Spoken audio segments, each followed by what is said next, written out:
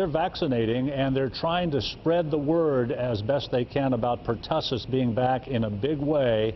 It is happening in Boone, Kenton, Campbell, and Grant counties. Take a look at the number of cases we'll put on your screen. Since the start of November, there have been 31 cases of whooping cough in northern Kentucky.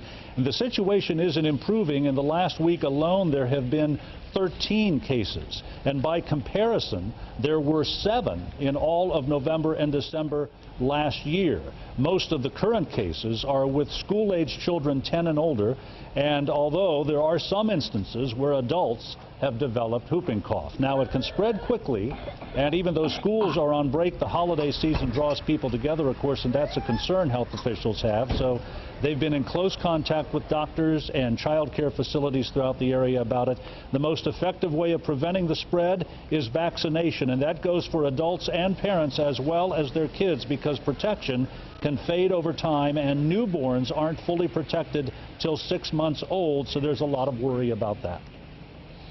It can be very dangerous, especially for infants under a year old, because they don't have the immunity and they haven't had all their vaccinations against whooping cough. And in fact, for infants, it can be deadly. And so this is of tremendous concern to us. And here at St. Elizabeth in Edgewood, where we are now, they vaccinate all family members of newborns for free. They are picking up the tab for that now. They're in the 4th year of providing that vaccination. That's how committed they are to try to make sure that newborns are protected from pertussis. We witnessed an example of that just a few moments ago. So health officials emphasizing, make sure your vaccinations are up to date.